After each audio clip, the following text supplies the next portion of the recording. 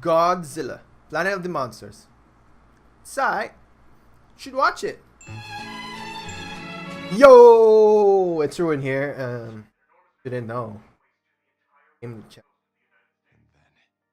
I don't know what you're expecting, but you know what I wasn't expecting? This movie. Good job on Netflix, by the way, because they're bringing out some pretty good content lately. Starting with Devilman Crybaby, and now this. I say they're doing a good job. I want to see more of that. So, anyways, let's talk about Godzilla Kaiju wakusei, or Godzilla Planet of the Monsters. It's out on Netflix, and I caught up to it recently. And it's pretty alright. Okay, so the synopsis goes: Godzilla Kaiju's popped up. Humans tried to defeat it. They failed. Aliens got involved. They shared the technology to them. You'll see Mechagodzilla in here actually. They didn't have a chance to use it, but watch out for that in the sequel, which comes out in May anyways. And they didn't have a chance to use it because shit hit the fan, and they split Earth. Now, 20 years later, our main hero, our main protagonist, Haruo, you know, everyone's thinking it. The population's dwindling. Lives are dwindling, and you know what? Enough is enough. So Haruo's like, hey, we gotta go back, and we gotta show that Godzilla, like, you know who's boss, you know, let's take Earth back. And that's basically the synopsis of this film. Best synopsis ever. I just sneezed. Anyways, there really isn't much bad things I can talk about with this film, except for maybe some minor nitpicks. Other than that, there are some pacing issues, I believe. Like, there's some events where they move through it really quickly from A to B. Like, I feel like, oh, you guys elaborate on it some more, but no, sometimes they just breeze through it, and I'm like, okay, I guess I'm gonna power through this thing.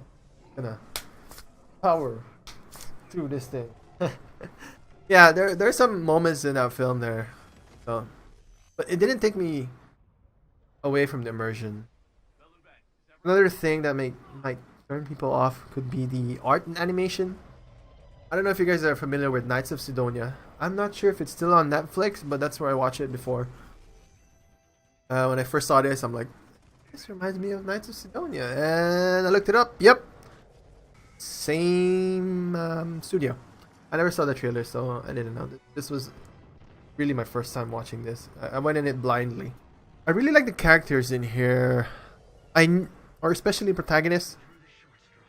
He's pretty driven, and I knew I liked him during early part of the film, when he was in the cockpit. But you know, even after being jailed and whatnot, he recognized their fears, their opinions, and he was like, yeah, I know where they're coming from, you know, I know they're scared, but we have to do this. At that moment I knew, like, a pretty well-rounded character. Usually in this kind of films, they're kind of like one-minded, you know, or like a single-minded. It's like, oh no, they're against me, they're my enemy, you know, kind of thing. This one, he's like, yeah, I understand where they're coming from, but you know what? We're dying here. We really gotta do something about it.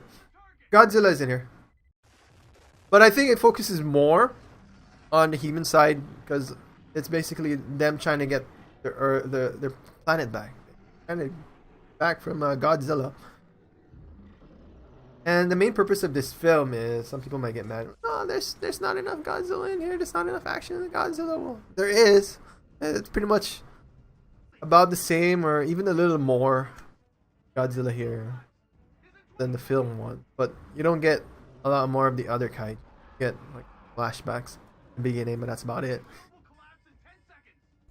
What this film serves purpose, I think, is to know the weakness of Godzilla and how to beat it.